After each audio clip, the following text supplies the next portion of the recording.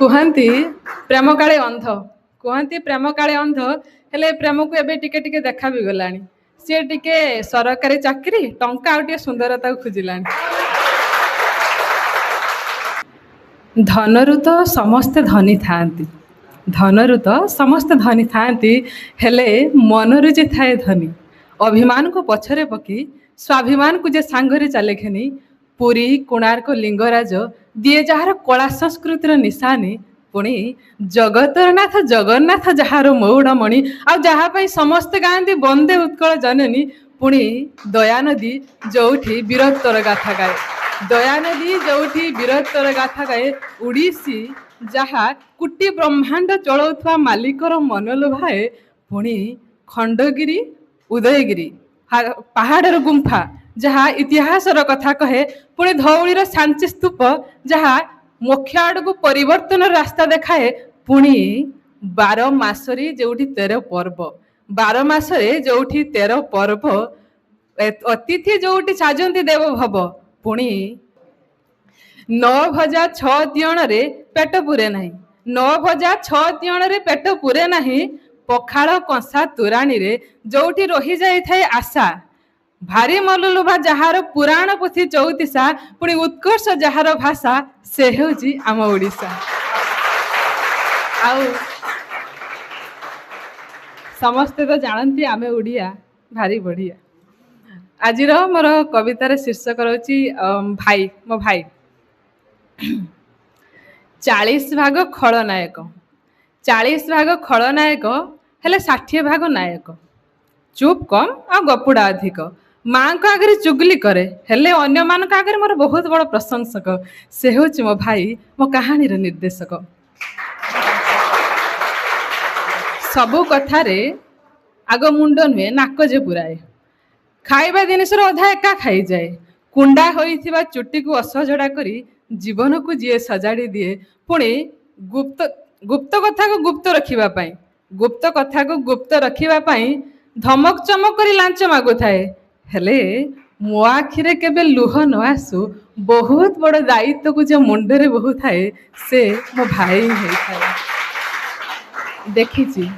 ଦେଖିଛି ତାକୁ ମୁଁ ଅନ୍ୟ ଦିନମାନଙ୍କରେ, ଆଉ ଗୋଟେ ଦିନ ରାକ୍ଷୀ ପୂର୍ଣ୍ଣମୀ ଦିନରେ, ଯେମିତି ସେ କହେ ତୁ ବାନ୍ଧିଦେ ମୋ ହାତରେ, ତୋଠର ଖୁସି ପାଇଁ ମୁଁ ଲଢ଼େଇ ଯିବି ଦୁନିଆ ସାଙ୍ଗରେ, ଫୁଲ ବିଛେଇ ଦେବି ତୁ ଚାଲୁଥିବା ରାସ୍ତାରେ, ତୋ ଭାଗର ଦୁଃଖ ଗୁଡ଼ା ବିଧାତାକୁ କହି ଲେଖିଦେବି ମୋ ଭାଗ୍ୟରେ, ଭାଇ ତୁ ଏତେ ଭଲ କାହିଁକି ହେଲୁ ରେ। ଯେବେ କହେ ଭାଇ ମୁଁ ଘରକୁ ଯିବି, ଯେବେ କହେ ଭାଇ ମୁଁ ଘରକୁ ଯିବି, ରାତି ଯେତେ ହଉ ଶୀତ ଯେତେ ବି ହଉ ଗୋଟେ ଲୋକ ବସିଥିବ, ଆଉ ସେ ମୋ ଭାଇ ହେଇଥିବ। ପୁଣି ଭାବେ ଯେବେ ଏତେ ଭଲ ପାଉଥିବା ଲୋକଟେ ପାଖରୁ ତା ଭଉଣୀଟି ଅନ୍ୟ ଘରକୁ ଚାଲି ଯାଉଥାଏ, ସେତେବେଳେ ସେ ଭାଇର ହୃଦୟଟା ସତରେ କ'ଣ କହୁଥାଏ? କୁହନ୍ତି ବାପ ଥିବା ପୁଅ କେବେ ସଭାରେ ହାରେନି, କୁହନ୍ତି ବାପ ଥିବା ପୁଅ କେବେ ସଭାରେ ହାରେନି, ଆଉ ମୁଁ କୁହେ ଭାଇ ଥିବା ଭଉଣୀ କେବେ ଜୀବନ ଯୁଦ୍ଧରେ ହାରେନି।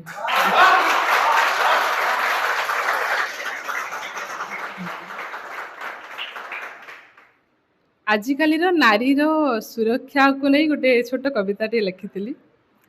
ହଁ, କୋଉଠି କେଜାଣି ଯେମିତି ଅକୁହା ଡର ଗୋଟେ ବସିଯାଇଛି, ଘରୁ ପାଦ କାଢ଼ୁ କାଢ଼ୁ ସମସ୍ତଙ୍କ ନଜର ସେଇ ଫେରିବା ରାସ୍ତାକୁ ପଡ଼ିଛି। କୁହନ୍ତି ଝିଅ ଜନ୍ମରେ କାଳେ ଘରକୁ ଲକ୍ଷ୍ମୀ ଆସିଛନ୍ତି, ହେଲେ ଏବେ ଝିଅ ଜନ୍ମରେ ବାପା ମା ତାକୁ କେମିତି ସୁରକ୍ଷା ଦେବେ ଭାବି ଚିନ୍ତାରେ ବସୁଛନ୍ତି, କାହିଁକି ନା ସେ ଲକ୍ଷ୍ମୀଟି ଆଜି ଦ୍ରୌପଦୀ ସାଜି ଯାଇଛି, ଆଉ ଦୁଶାସନ ହାତରେ ତା ଶାଢ଼ୀର କାନି ଲାଗିଯାଇଛି।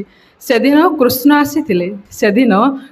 ଆସିଥିଲେ ସେଇ ଦ୍ରୌପଦୀର ଲଜ୍ଜା ନିବାରଣ ପାଇଁ, ହେଲେ କଲିକତା ମୌମିତା ଯୋଉ ଘଟଣାରେ ପୁଲିସ ବାଲା ହିଁ ଧର୍ଷଣ କରିଥିଲା, ତ ସେଦିନ କୃଷ୍ଣ ଆସିଥିଲେ ସେଇ ଦ୍ରୌପଦୀର ଲଜ୍ଜା ନିବାରଣ ପାଇଁ, ହେଲେ ଏଠି ରକ୍ଷକ ବି ତ କେବେ କେବେ ଭକ୍ଷକ ସାଜି ଯାଉଛି। ବିଶ୍ୱାସ କାହା ଉପରେ କରିବ, ବିଶ୍ୱାସ କାହା ଉପରେ କରିବ, ଶୁଣିଛି କାଳେ ଏ ବିଶ୍ୱାସଟାକୁ ଷଡ଼ଯନ୍ତ୍ର କରି ମାରି ଦିଆଯାଇଛି। ଏଠି କେହି ନୁହେଁ କାହାର, ଏଠି କେହି ନୁହେଁ କାହାର, ହେଲେ ଏ ଡର ରହିଯାଇଛି ସମସ୍ତଙ୍କର, ଆଉ ଏ ଡର ସାଜିବ ଦିନେ ଅସ୍ତ୍ର ସବୁ ଦୁର୍ନୀତି ଆଉ ଦୁରାଚାରର।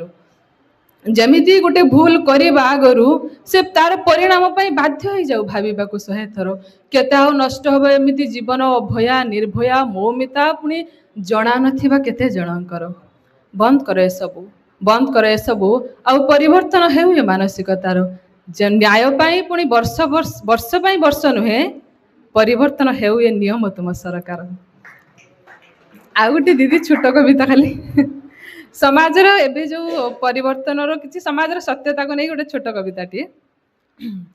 ଏବେ ସୋସିଆଲ ମିଡ଼ିଆ ଜମାନାରେ ଲୋକଙ୍କ ପାଖରେ ଫ୍ୟାନ୍ ଫଲୋଇଂ ତ ବହୁତ, ହେଲେ ନିଜର ମନ କଥା କାହା ଆଗରେ କହି ନପାରି ଶହ ଶହ ଏଠି ଆତ୍ମହତ୍ୟା କଲେଣି, ଆଉ ହଜାର ହଜାର ଡିପ୍ରେସନକୁ ଗଲେଣି।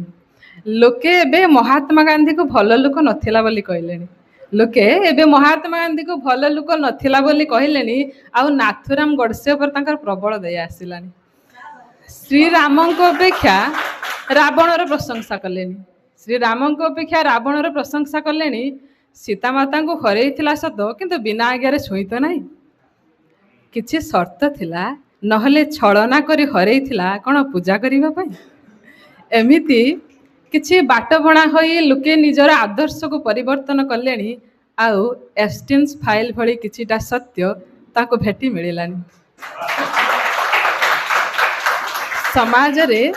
ସମାଜରେ ଏବେ ନିମ୍ବ ଗଛଟି ଏତେ ଆଉ ଦେଖିବାକୁ ମିଳୁନାହିଁ, ହେଲେ ଲୋକଙ୍କ ମଧ୍ୟରେ ତିକ୍ତତା ବଢ଼ିଗଲାଣି। କଥାରେ ମଧୁରତା କମିଗଲାଣି, ହେଲେ ଶରୀରରେ ସୁଗାରର ମାତ୍ରା ବଢ଼ିଗଲାଣି। ଏବେ ଲୋକେ ଟିକେ ଶାନ୍ତିରେ ରହିବା ପାଇଁ ଗଛ କାଟି ଘର ବନେଇଲେଣି, ପୁଣି ଘରୁ ଶାନ୍ତି ନ ପାଇ ଗଛ ମୂଳକୁ ଫେରିଲେଣି।